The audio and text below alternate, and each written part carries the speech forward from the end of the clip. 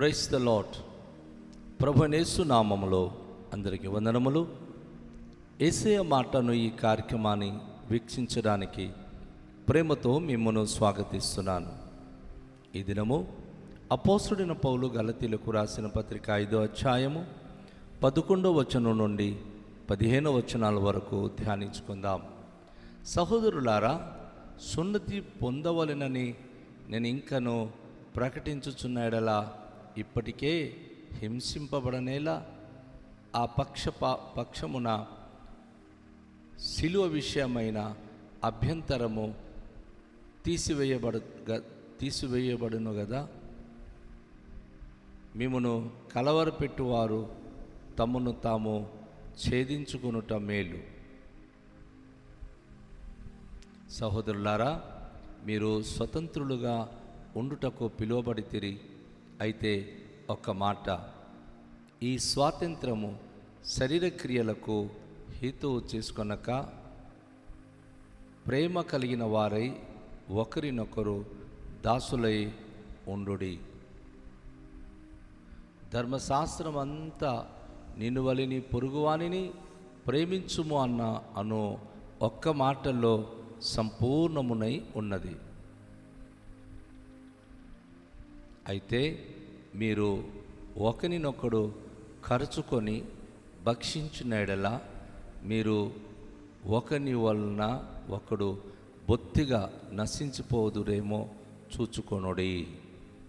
ప్రభునందు ప్రియమైన వాళ్ళారా, ఈ వాక్య భాగంలో అపోస్తలుడైన పౌలు గలతీ సంఘానికి గలిబిలి చేస్తున్న వ్యక్తుల యొక్క వారి ఉపదేశము ఎలాగుందో, వారు చేసే పద్ధతులు ఎలా ఉందో అది ఆయన నొక్కి చెప్తా ఉన్నాడు. ఎందుకంటే కొంతమంది అక్కడికి ప్రవేశించి ఉన్నారు. ఆ వ్యక్తులు వారు ధర్మశాస్త్రం ద్వారానే మనం నీతిమంతులుగా తీర్చబడతాం, కానీ విశ్వాసం ద్వారానే ఆ అపోస్తలుడైన పౌలు బోధించే మాటలు అది తప్పు అని వారికి గలిబిలి చేస్తూ ఉన్నారు. అపోస్తలుడు పౌలు అసలు అపోస్తలుడే కాదు, అసలు ఆయన బోధించే బోధయే కాదు అని కొట్టిపారి అనేక విధాలుగా ఆయన మీద అబండలు వేస్తున్నారు.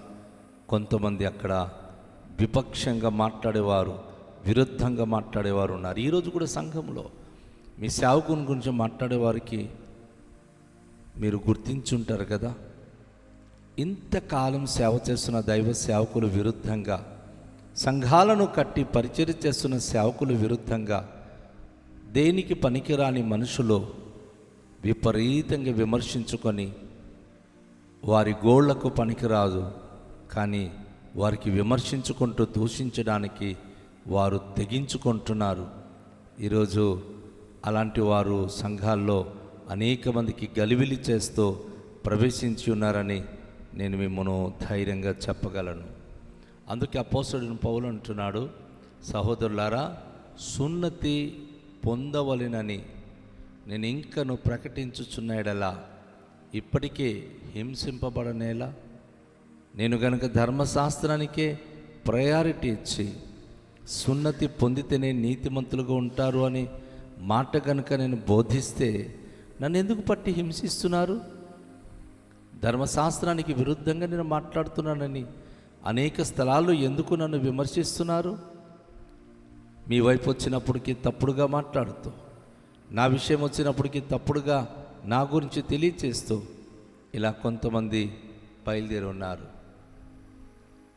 ఇప్పటికీ ధర్మశాస్త్రం గురించిన విషయాల గురించి నన్ను హింసిస్తున్నారు, బాధిస్తున్నారు.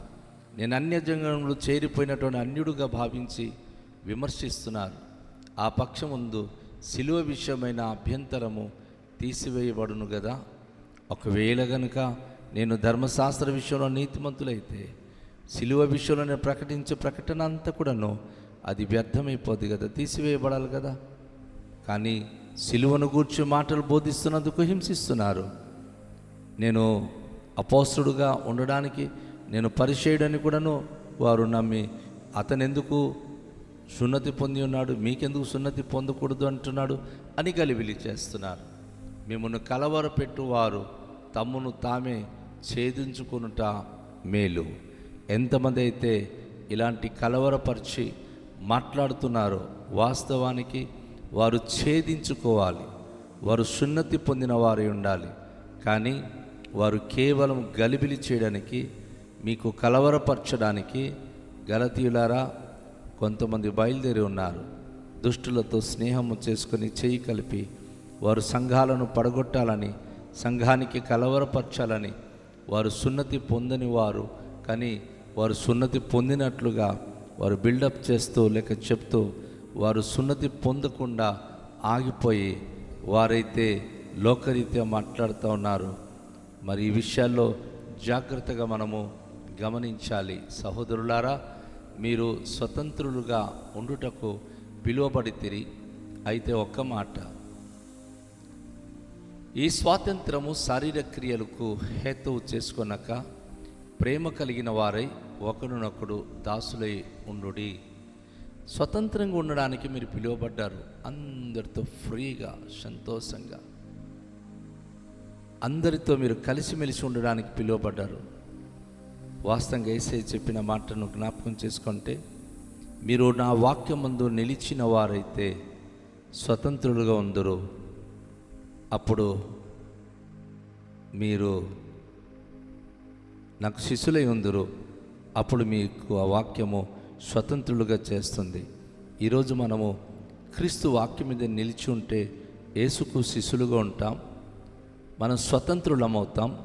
స్వాతంత్రం మనకు అన్ని చోట్ల అందరితో సత్సంబంధాన్ని స్థాపించినట్లు చేస్తుంది. ప్రపంచంలో ఈరోజు అనేక మంది క్రైస్తవులు ఉన్న కాండాల్లో ఉన్న, చిన్న చిన్న పల్లెల్లో ఉన్న, ఏమండి దేశంలో ఉన్న మూలల్లో ఉన్న అందరిలో యేసుక్రీస్తు ఉన్నప్పుడు వారిలో ఒక అన్నదమ్ములు, అక్క చెలువలే, బ్రదర్ అండ్ సిస్టర్ అన్న బిరుదు వస్తుంది. ఆ రీతిగా పిలువబడుతున్నారు. ఎందుకంటే మనం స్వతంత్రంగా ఉండడానికి పిలువబడ్డాం, దాసులుగా ఉండడానికి కాదు. సో ఇందులో ప్రేమ కలిగిన వారై ఒకరినొకడు దాసులుగా ఉండాలి.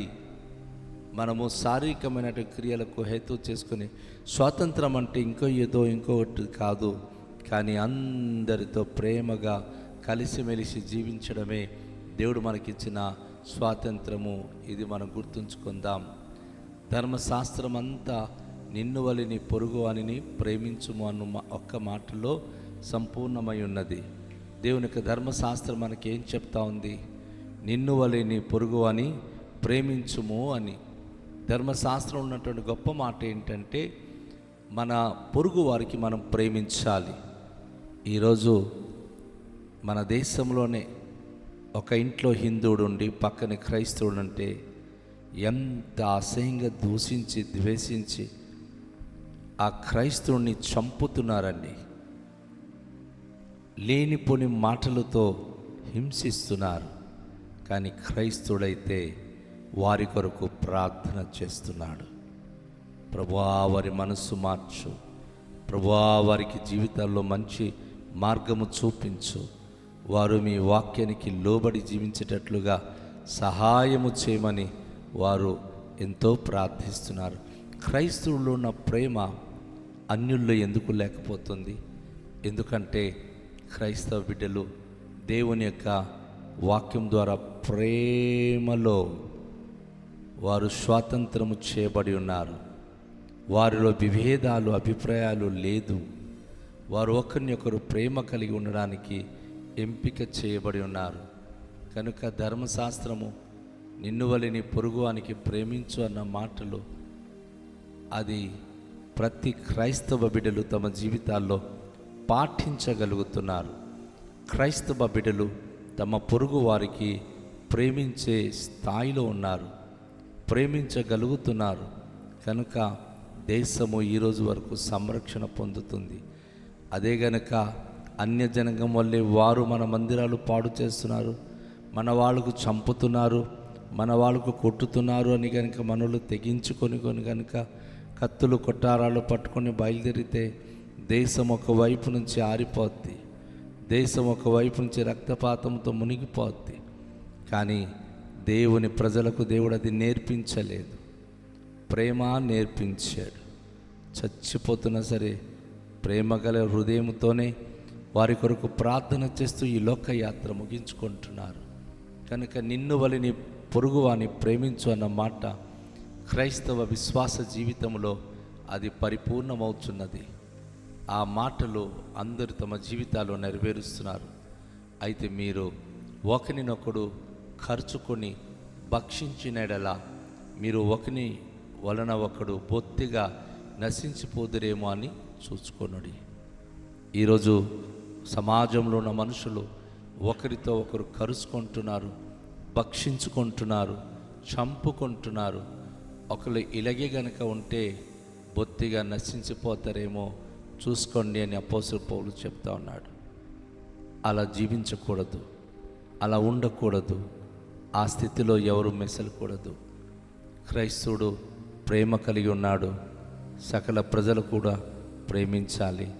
అదే ప్రేమలో కొనసాగాలని దేవుని వాక్యం ద్వారా మనము నేర్చుకొనుచున్నాం. ఎందుకంటే దేవుడు మనకు నేర్పించిన గోల్డెన్ రూల్ 2 విషయాలు చెప్పాడు కదా మన యేసు ప్రభువారు. నీ పూర్ణ హృదయంతో, నీ పూర్ణ ఆత్మతో, నీ పూర్ణ మనసుతో నీ దేవుడైన యెహోవాను సేవించు అన్నాడు. రెండోదిగా నిన్ను వలె నీ పొరుగు అని ప్రేమించు అని. దైవ భక్తి కలిగిన వాడు, దేవుని ఆరాధించేవాడు పూర్ణ మనసుతో మనస్ఫూర్తిగా దేవుని ఆరాధించాలి.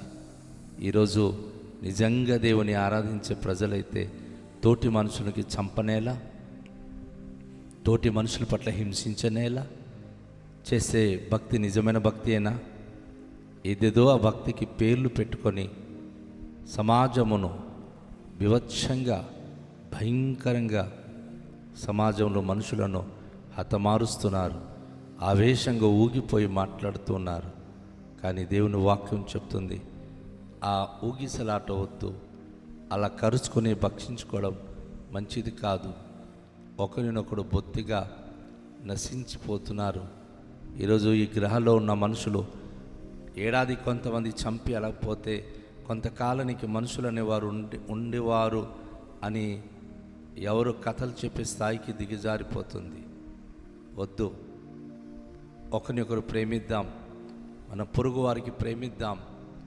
స్వాతంత్రం ఇచ్చింది ప్రేమ కలిగి ఉండడానికి. కనుక రండి, తలలుంచుకొని దేవునికి ప్రార్థన చేద్దాం. తండ్రి, మీకు వందనాలు. ఈ ప్రశస్తమైన సమయంలో ప్రేమ కలిగిన వారి జీవించడానికి మీరు మమ్మను రక్షించారు ప్రభువా.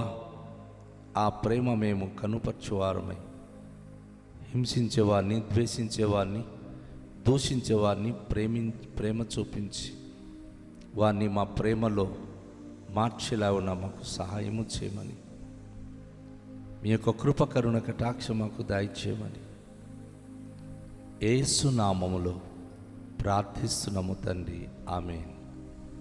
అందరికీ షాలోం. ప్రభు మనను దీవించునుగాక.